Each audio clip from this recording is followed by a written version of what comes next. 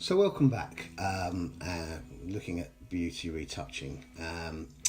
Here's this lovely headshot of Heidi, and we're going to give you a very quick précis of how I get from one stage to the final image. So what I should say is that I'm just using Photoshop, nothing else, nothing added, nothing taken away. I don't have any plugins particularly. It's just the way I choose to work. Now I'm going to do this in a very, very efficient, quick way. I had quite a lot of retouching to do, and a high volume of work, so you need to work efficiently. So I'm going to show you my process.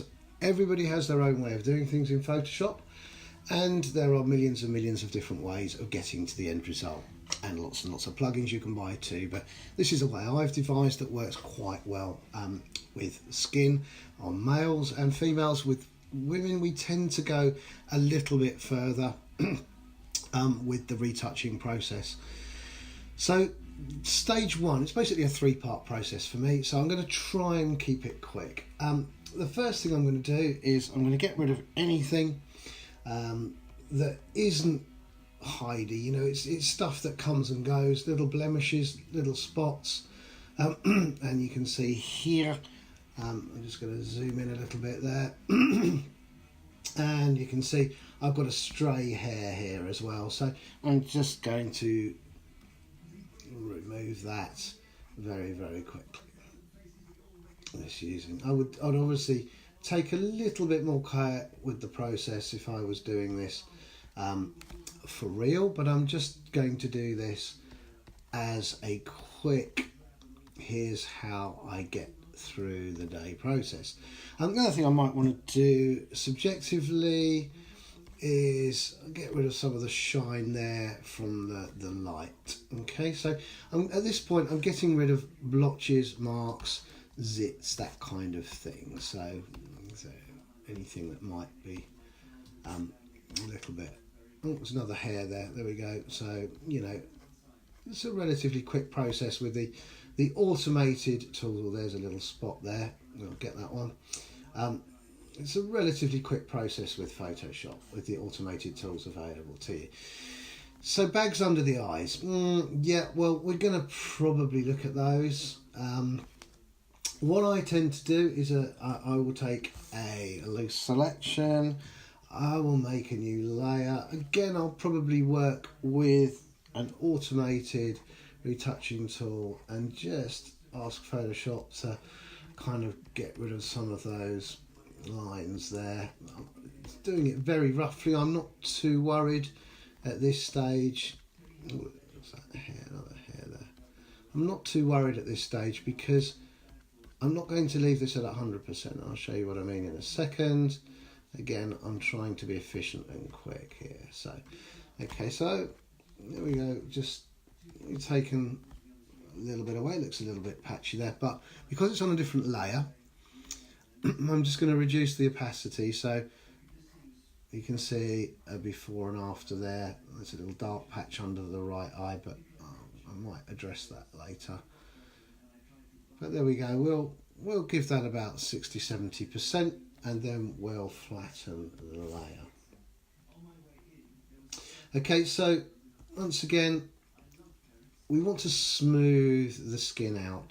We want to keep the texture, but we want to smooth the skin out. Okay, so if I go to my actions, I've got something saved, an action that I created in Photoshop myself called Smooth Skin Quicker.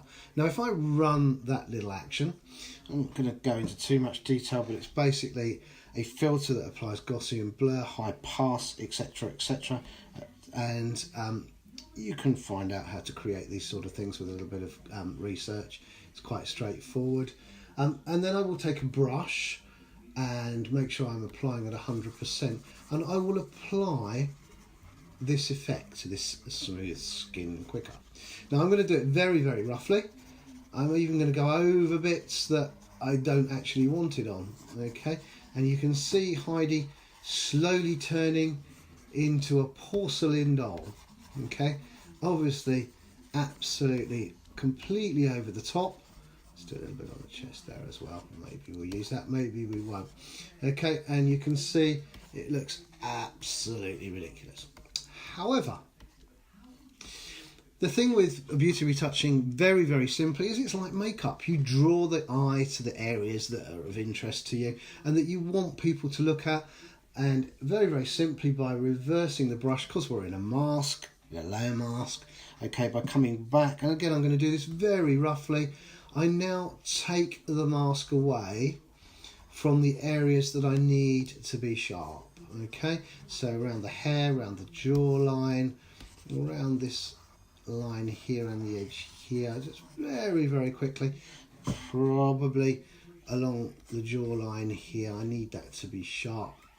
And of course the important areas, okay, around here, okay, I'm going to just take that away very slightly.